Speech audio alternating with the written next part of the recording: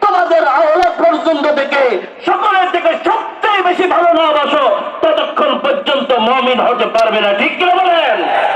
অতএব আমাদের নবী শেষ নবী, তিনার পরে আর কোনো নবী আসতে পারে না। ঠিক কিনা বলেন? এই কথা তার কথা, আমাদের নবীর কথা। ঠিক কিনা বলেন?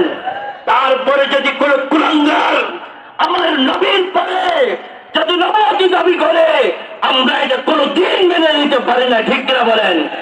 এই কুলাঙ্গার কাদিয়ানীকে আমাদের দেশের মধ্যে আমরা চাই তাদেরকে কাফের ঘোষণা করা হোক। ঠিক কিনা বলেন?